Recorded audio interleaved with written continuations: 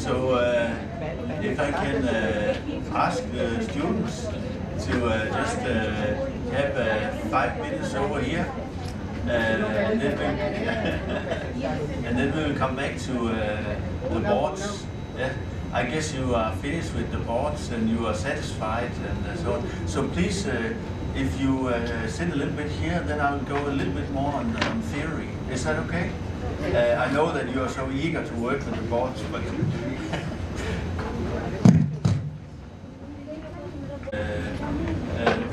or you could actually say the third basic tool that we are going to use when we are doing this circular and sustainable business models. And this is actually the article that was from my book that I asked you to read before the course. And here you have the small book, and it could maybe be a professor that is diving down into a business model here. So we will try to unpack this one because we need to have that in our toolbox when we start to go deeper into the circular and sustainable business model. So next.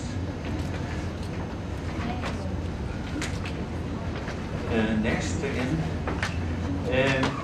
So what we are going to do this afternoon is that we're going to, you can see there are a small pipe over there, and in that pipe there are actually a big one of this one, and we are going to group ourselves a little bit out here with taking out the chairs, and then on the floor we will we'll have the chairs around, and then we will try to work with the small magnets on this one here, but then it's much larger, and it was quite tough to bring it up from Delhi.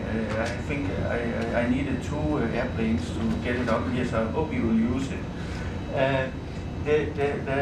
The normal situation is that I don't think we have done it before on the floor, but normally we have this table here where I explained that we are sitting around, and in some groups I think you are a little bit more students and some a little bit less, but that doesn't matter. And then we will dig a little bit deeper into this one. Okay, next. So this tool can be used in any phases of the business model innovation process. So it's a basic tool that you can use in the downloading process. You can use it in the seeing phase. You can do it in the sensing phase, and you can even do it when you come into a situation where you start to go in and in action plan in act, and you can also measure with it when you measure on performance. And next,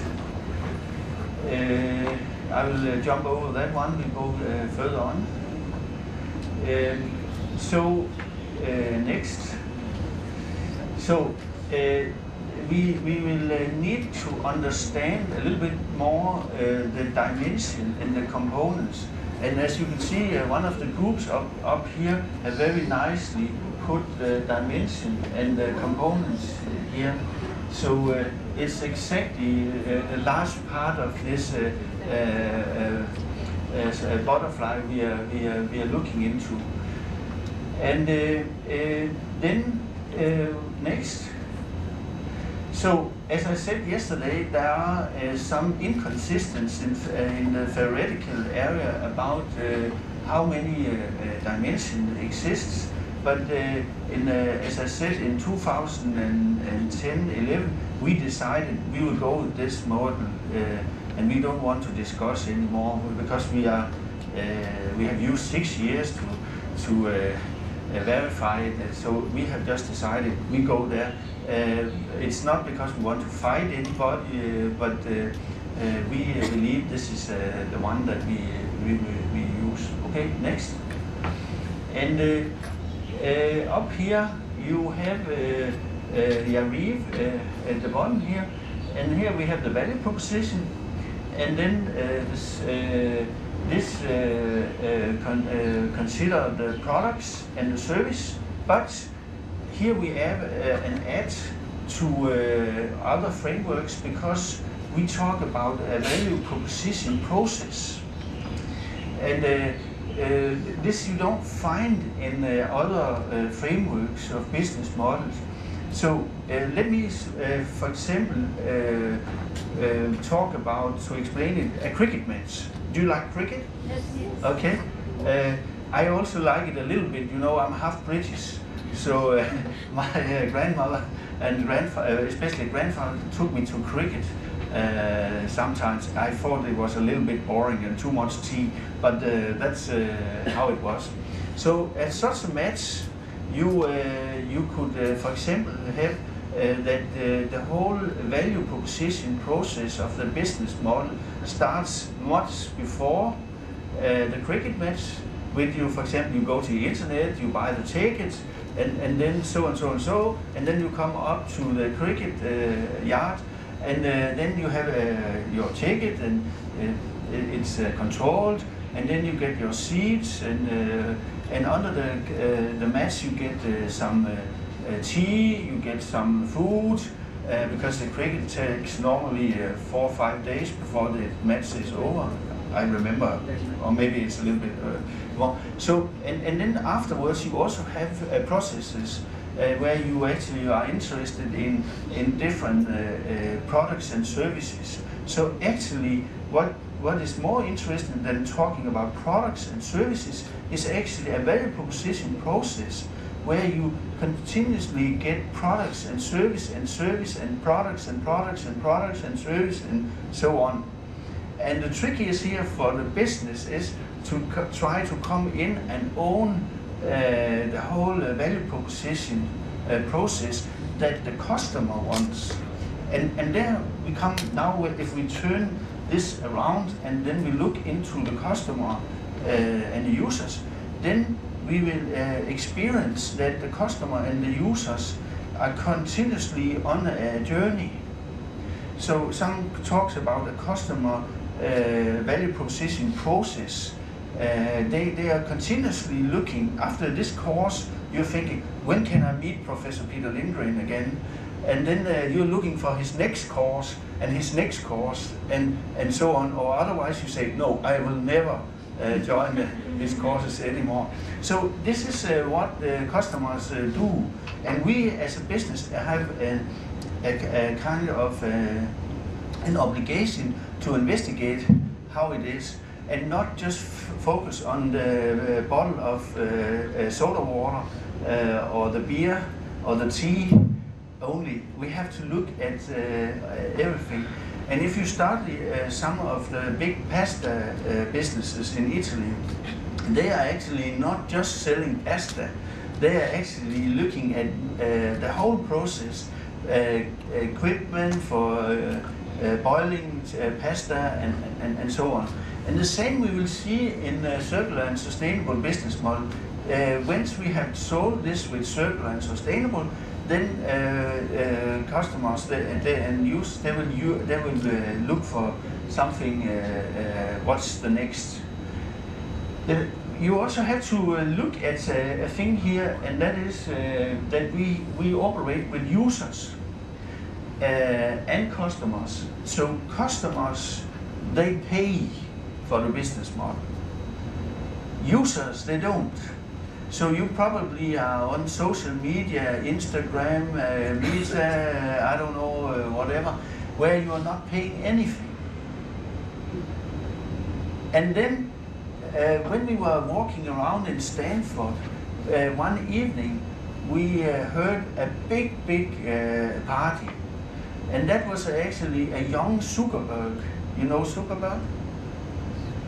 He was actually partying because he has sold 1.2, I think, % of his Facebook to Microsoft. 1.2, and I think it was, I can't remember the number, but it was maybe $2 or $3 or $5 billion. It was a huge amount. But the thing was, when we looked into his account, we could see that Facebook was not earning money. So then we started to figure out how on earth can he then survive? Because in normal, if you go down to a bank and say, I don't earn any money, I lose, I burn money every day, they will say, are you crazy? You should stop doing business. So we found out that users can actually be important in business models. And in our old marketing books and so on, we have always just operated with the customer. So we distinguish between customers and users, because the user's data, what they do and so on, can actually be sold in another business model to somebody else. This is not a secret for us today, but I'm just mentioning it because many frameworks of business model, you won't see it. The third thing is the value chain, and here we talk about the value chain functions. Also in Osterwalder they use these activities, and we are just using Porter's model here and building on top of him with primary and secondary function that I guess several of you know already. The fourth thing I mentioned yesterday was the competences. What we do is here we operate with 4 boxes: technologies, and then human resource, organization systems, and culture. And the fifth one is the network, which is the suppliers and sub-suppliers. The 6 should actually have been the value formula. And then the 7 is the relations. If you should then go next, here you see an overview of all who has contributed to the business model theory. I have a literature again list for you if you want to dig deeper into this.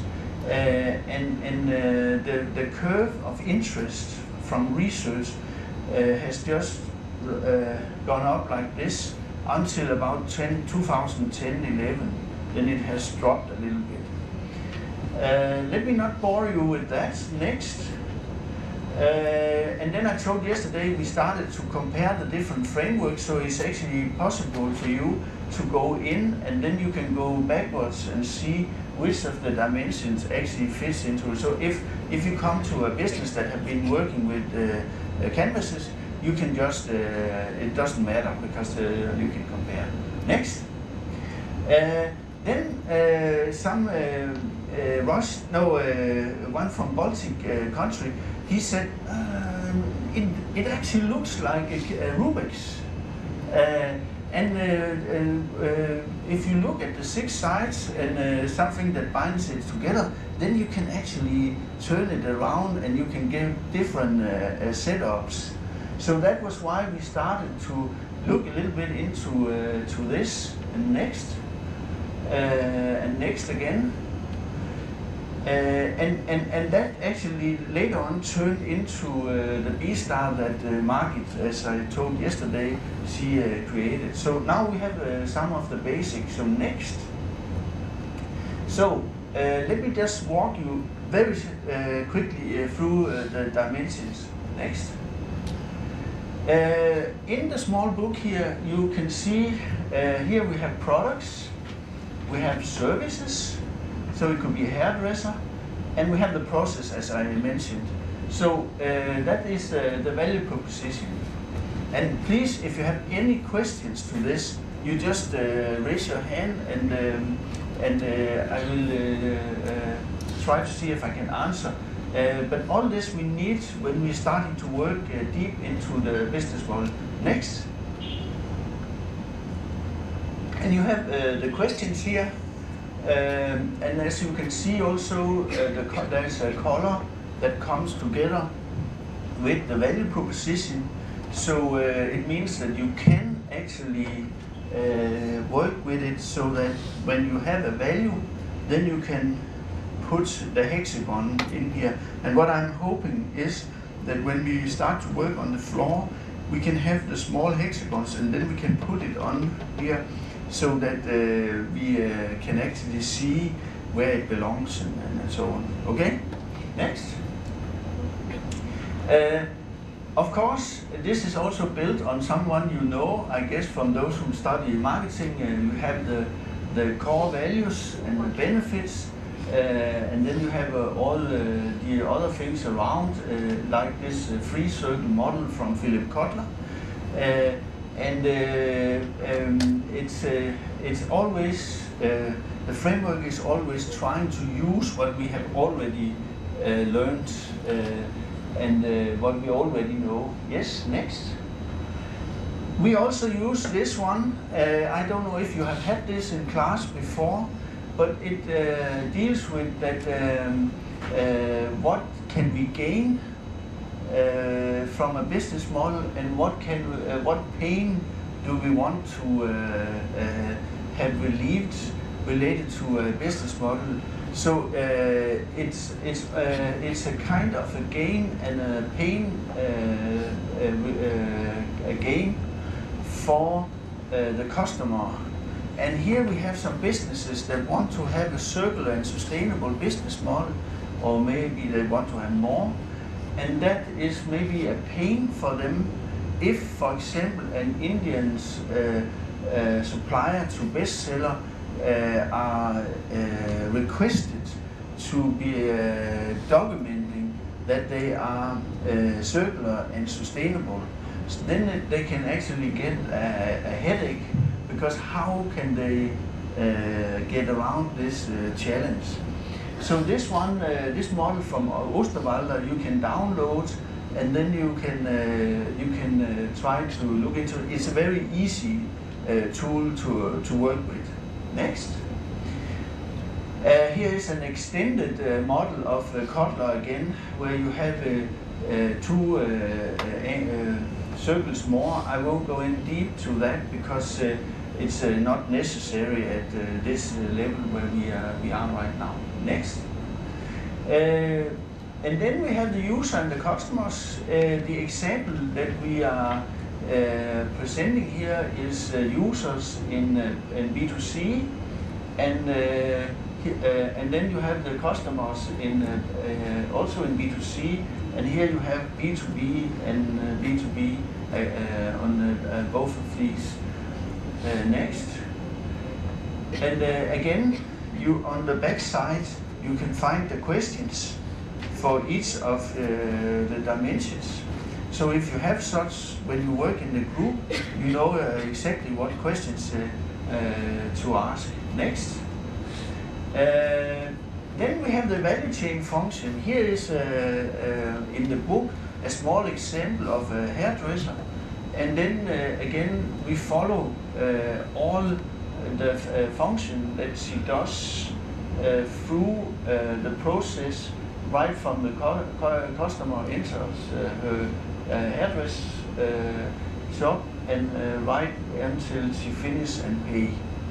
And the same we should actually also think about when we are working with these business models. And many of these things that we are talking about is mentioned in these articles, so you can go back and have a look. And also this one has all the models where you can find literally all types of models that we are referring to. It should be helpful for you. Next. And here you have, I guess you have seen this before for those who have the value chain. Okay, and yes, and you are expert on this. And for those who have just have seen this for the first time, down here you have all the primary function. So it's a kind of inbound logistics. You have the operation, you have the outbound logistics, you have the sales and marketing, you have the servicing. Yeah. Oh, have you been taught so you can say it like this? Also when I call you in the night? And then you have the secondary function, which is actually supporting functions that, for example, accounting, personnel HR and you have the product and the technology development. You should actually change that to business model innovation and the procurement. Okay, next. Yes, and you have the questions. Next. And here you have the four areas in the human resource, the competence dimension. And please notice that we built on MIT's framework. So we work with product technology, with production technology, and with process technology. And just very shortly and quick, I know it can be a little bit more quick. The plastic in the bottle is a kind of a product technology. Then the one that produces the bottles are the machines, production technology, and then you have the process technology, which can be the technology that manages which of the machines should go first, second, third, and so on. Next. Next. And here we have the network, and this can be maybe a little bit difficult to work with for those who think that network, as I spoke about yesterday, is what is your network. Here we are more interested in finding out which physical networks are involved. So when we work with this one here very soon, please do not put any feelings into it again that with network partner physical that we think is involved. Try to think about who are actually involved in it, because we need to figure out who is exactly present in the business model. Then we have the digital one, so that if we have wireless here, there must be some digital operators that are supplying us here. And then we have the virtual, which is more related to a book from two very famous professors, one from Israel called Price, and the other one is called Coleman. And they talk about virtual networks that only exist if that is necessary. So it's a very smart way of working with business model and network. That is, they don't exist if there is not a task for them. But if there is a task for them, then they suddenly turn up. I have put down some notes here where you can go and have a look for this. Yes. And next. And then you have the calculation, which we have talked about sometimes in this course. That is where we calculate what do we want to get out of it, so that we can price it and have a turnover and the costs, and then either a profit or loss, or if we work with other values, then how do we calculate the non-monetary values? So there's two types here, and this one gets more and more important when we go into the circular and sustainable area, because then we suddenly move from the monetary value to other values. And it's a little bit equal to what I talked about before with the users, that we can have business model that where there's not money involved and they can actually then be some that can live together with other business models. So we, in a total, will get a plus on the money side. Next. And next again. And then last but not least, that is in the middle here we have the relations. So the relation binds all these together. And here we operate with two types of relations. Full line, which is tangible, like this string. And then, as I said yesterday, intangible, where we have the wireless, we have when we are looking at each other and so on. And the way we work with it is when we draw them up, we draw them, if it's tangible, with full line, and if it's intangible, with dotted line. And then again, sorry about that, but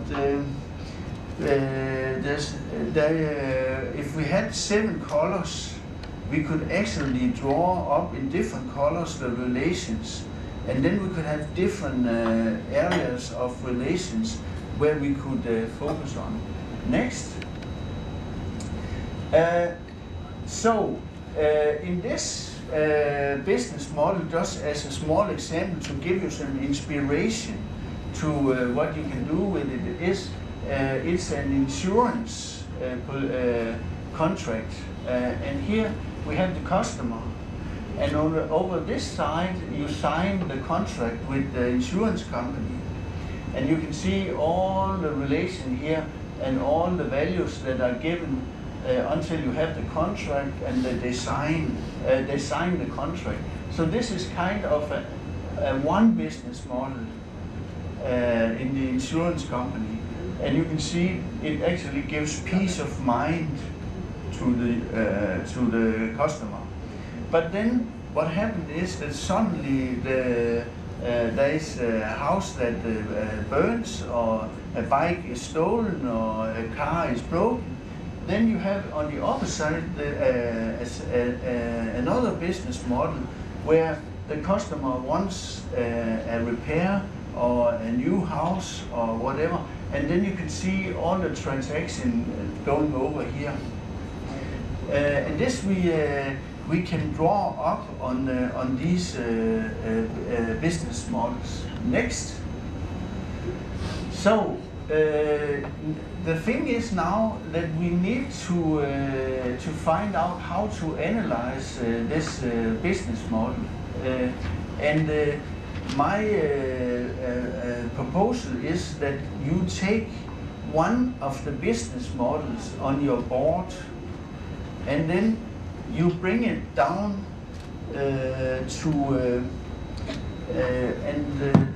just 1 second.